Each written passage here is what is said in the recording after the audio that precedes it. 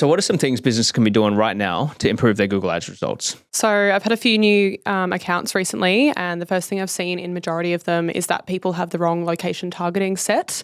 So Google gives you two options. There's a default setting, which is people interested in a location, and then there's people that are regularly in or in a location. So that's the one we want to use every time, because we don't care if people are interested in Brisbane, for example, if they're in Sydney.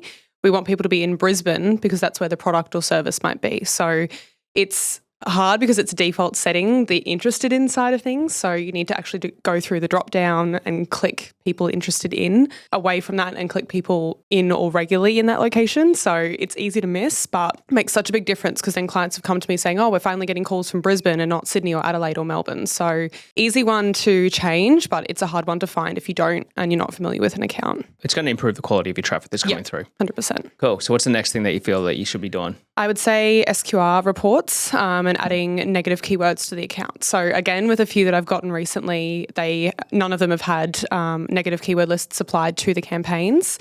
So that just means any traffic coming through, they're getting clicks for, and they're not negging out anything that doesn't make sense for the business. So what I would normally do is probably download the past 90 days and have a look that far back, because they haven't had any recent history at all.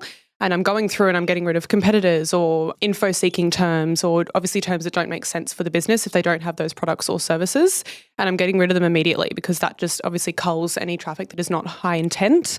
And again, people are saying that has made such a difference, and they're not getting calls for random things that don't make sense for their business. It's amazing the amount of money people spend on irrelevant traffic. Yeah. And I think that when we look at it, when we're jumping in and doing an audit of account, 90% of our accounts we look at, they have so much irrelevant shit coming through. 100%. And so it's like that is such a quick way to not only preserve budget and allocate it to the right keywords, but also funnel it into the ones that are really going to get you results and stop wasting your money. Yeah. And this needs to be done on a weekly basis. We do it on a weekly basis, daily when we first launch campaigns. And it needs to be done that frequently, because there's so many search terms coming through. So to have never had that done on the campaigns in the account, again, that would be such a big difference for the lead quality once people start seeing that difference on their end. And I think that the second part to this is then probably the keyword match types that people are using. Yes, that definitely leads into broad match. So we know that there's a place for it now, and it does work. We've seen it work in many accounts, but in some of them, they only have broad match running. So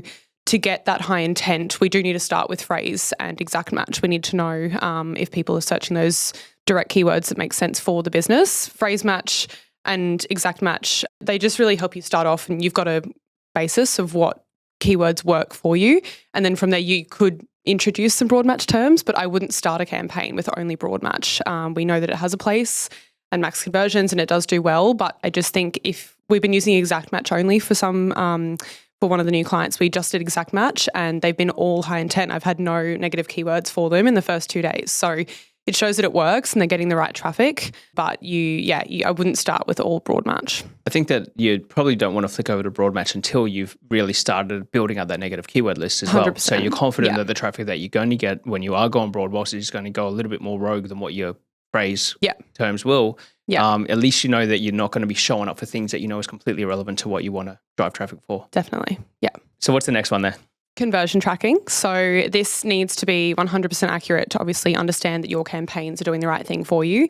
For us, we need to make sure that we're getting you results, and the only way to do that is have conversion tracking set up properly. So whether that's calls, your website forms, even for e-commerce, making sure that product data is coming back through.